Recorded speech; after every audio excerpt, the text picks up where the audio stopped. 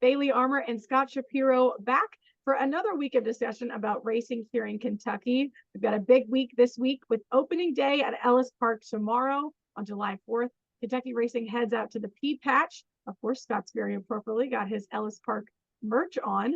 My first and favorite track here in Kentucky. Love Ellis Park. Can't wait to watch all these horses go. I know that, Scott, you follow it pretty closely with your time on the simulcast feed last year, even though you haven't ever actually been to Ellis Park. Is that right?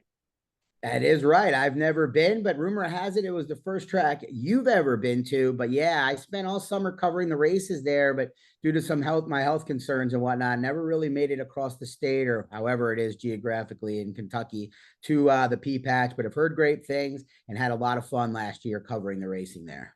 It's super fun, but I will say, I swear to God, it's the hottest racetrack I've ever been to. I don't know what it is. It's like localized in this bubble. It's so hot. It's so much fun. And the racing is great, especially with this summer Kentucky circuit. But there's truly nowhere hotter than Ellis Park in like early August.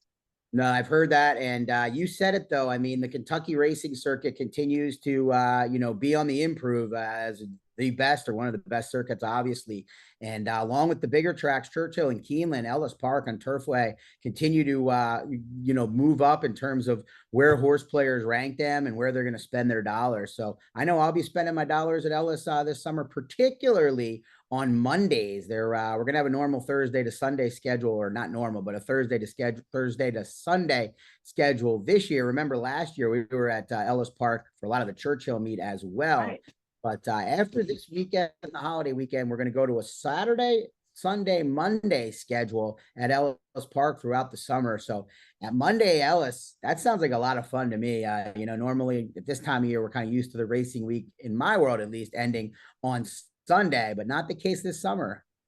Keeps going on Monday, right at Ellis Park. Leave it to them to give us exactly what we need. And what I need is your help with two horses in the second race on opening day tomorrow. We've got a $76,000 allowance, 6.5 furlong dirt sprint, which is my particular favorite race at Ellis. I just think the quality of horses staying here in Kentucky. I mean, you've got horses shipping to Saratoga and other places, but if you really follow this Kentucky circuit, like I know that you and I both do, you can find a ton of value in these races here at Ellis Park, especially on Mondays. Now they've got those fun Mondays. So I've got two horses in this sprint. Number 6, Time for Truth, and number 5, Normandy Hero.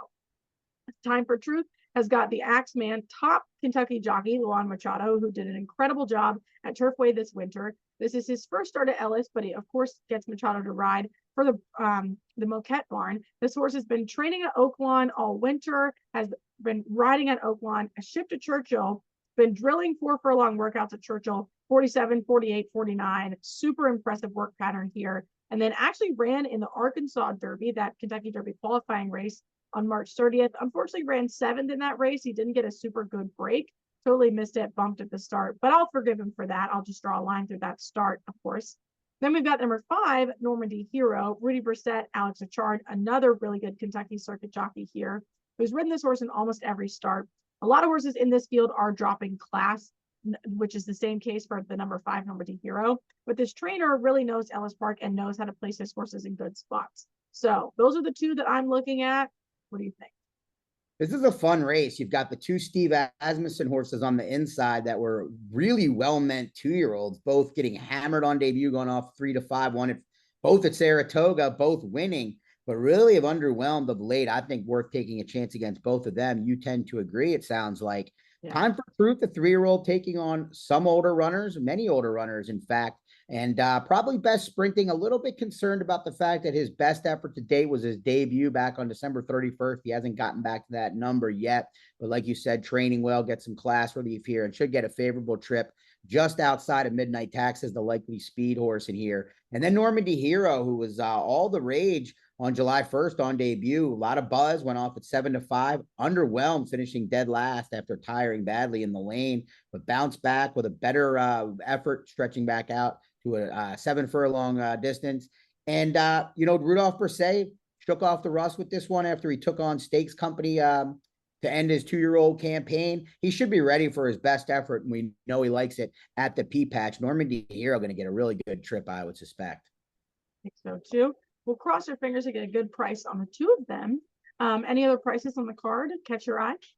Well, there is a price that caught my eye. Let me start though by introducing it as the first leg of the first all turf $3 pick three wager of the summer at Ellis Park. Had this last year, so a lot of folks might be more familiar with it with the $3 turf pick three that Jim Goodman at Keeneland introduced a few years back. Love this wager. You know, we talk about Ellis Park being a little speed favoring on the dirt. I think the turf course plays as fair as can be. Really enjoyed watching races regularly on that turf course last year and excited to dive into this 15% wager. And I'm going to start with a price in the first leg of the first all turf pick three. It's a stakes race. It's the Dade Park Dash, $125,000 turf sprint.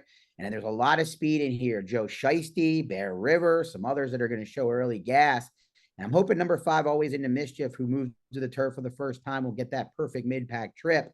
We're both looking for the Axeman to get the job done for us on opening day at Ellis Park.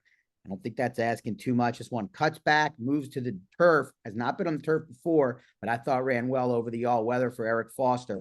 And 10-1 on the line. We'll hope to kick things off with a price. But that $3 all-turf pick three is easily my favorite park upcoming about gambling at Ellis Park.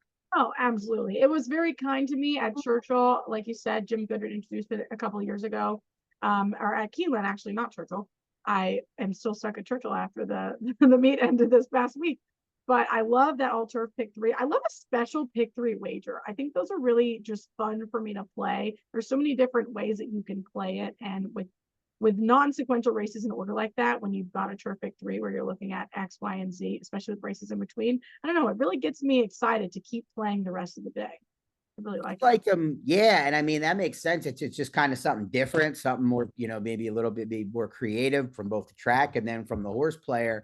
I just like all the options I have to be able to leverage my strongest opinions. And when they're 15% takeout versus some of the less friendlier rates, that makes me flock right away to that wager first and foremost. Yeah, very, very player friendly. And speaking of friendly, you can get all of your Ellis Park information from your friends, Scott Shapiro and Bailey Armour, all summer long on Express Bet and First Bet.